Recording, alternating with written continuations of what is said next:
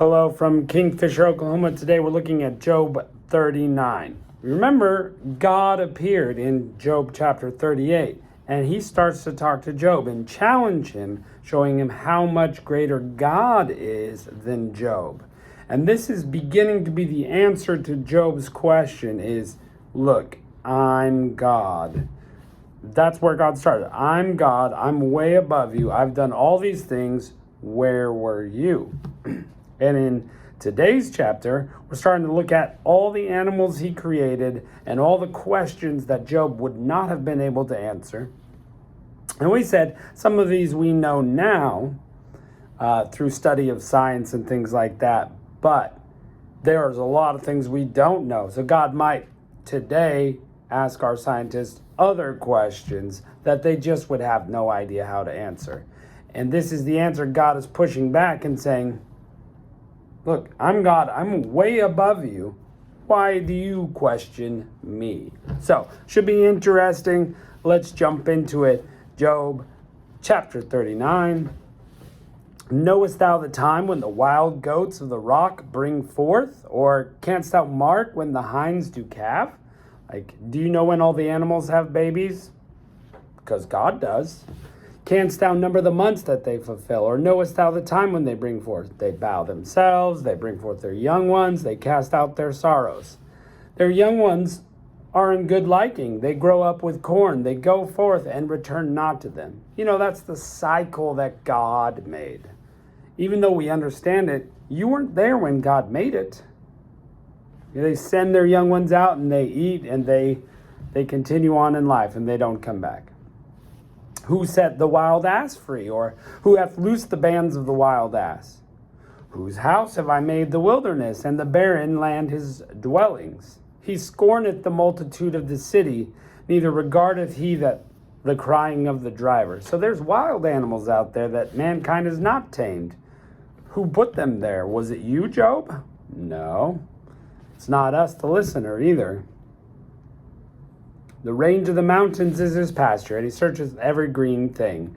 Will the unicorn be willing to serve thee and abide by thy crib? Remember we talked about yesterday how this could be a rhinoceros. It could be one horn. Unicorn comes from the Latin meaning one horn, like a monohorn. So that's why it's translated this way in the King James. But to be fair, we don't exactly know what kind of animal this is. Would it be a real unicorn, like a horse with a horn? Don't know. It's translated 9 times this way in the King James and translated differently other places. Can you bind the unicorn with his band in a furrow? Will he harrow the valleys after thee? Wilt thou trust him because his strength is great? Or will thou leave thy labor to him? Are you going to hand over your job to the unicorn to handle? Hey, you're strong. Do this. No, you're not going to do that. Will thou believe him and that he will bring home thy seed and gather it into your barn? God made them different than that. He's not going to give them man's job to do. He designed them for something else. Gavest thou goodly wings unto peacocks, and wings and feathers unto the ostrich, which leaveth her eggs in the earth, and warmeth them in the dust, and forgetting that the foot may crush them, or a wild beast may break them? Look, did you put wings so all these birds could fly? Was that you? Was that you? No, that was God. What about the ostrich? God designed the ostrich a certain way, and the ostrich will lay its eggs in the ground and just walk off. That's observable. Were you the one that designed the ostrich to do that, forgetting the eggs? Yet they keep living.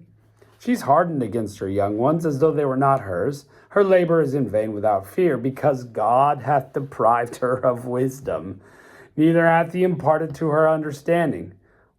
What time she lifted herself up on high, and she scorneth the horse and his rider. Hey, that ostrich is fast, but not very smart. God designed her that way on purpose, it says. You didn't do it. God did.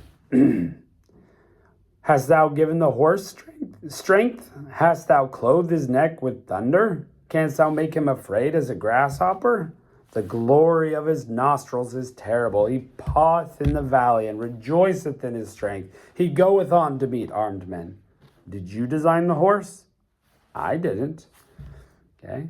He's strong. He's proud. He's tame and can, go into battle and not be afraid. Did you make a horse that way? No, but God did. He mocketh at fear and is not affrighted, neither turneth he back from the sword. The quiver rattleth against him, the spear, the glittering spear and the shield. He swalloweth the ground with fierceness and rage. Neither believeth he that it is the sound of the trumpet. He has said among the trumpets, Ha ha! And he smelleth the battle far off, and the thunder of captains and the shouting. So this horse is designed, and God knew it would be used for war. But you didn't, and you didn't make him. You didn't design him that way. Verse 26, doth the hawk fly by wisdom and stretch her wings towards the south? Doth the eagle mount up at thy command and make her nest on high? She dwelleth and abideth in the rock, upon the crag of the rock and the strong place. From thence she seeketh the prey, and her eyes behold far off. Her young ones also suck up blood where the slain are. There is she. Did you design birds the way they are? What about the migration patterns of geese? Or, pick your bird. Was that you, Job? So far, God hasn't really given an answer except to show that he's the authority. And so far, the answer to Job's question, why are bad things happening to good people, is because I'm God. It's part of my design. It's part of what I know will happen. It's part of my plan. Now, God had the perfect plan. He laid it out. He made the world perfect. If you would take humans out of the equation, all these ecosystems would just keep working perfectly. Okay, but mankind comes in and he gives us the choice to live perfectly in the garden, but we don't do it. We continuously sin. And so God says, this is my plan. I made it perfect, but I know you're going to mess it up. And here's what I'm going to do. I'm God. I've got plans. I'm going to make things work in the end the way I want them to. And that's part of the reason why bad things happen to good people, is because God is, working his plans out. We live in a sinful, fallen world, and sometimes bad things have to happen to you. Sometimes it's a consequence of your actions, you sinner. But God has the plan. Do you question God? Well, some people do, but that's foolish. God, it's as foolish as saying, well, I know everything about animals. And well, were you there when they were designed? No.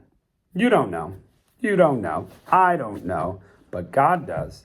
So he's showing his authority in the situation to Job. So, again, apologies. It's not a 2-chapter one, but my voice is not quite there.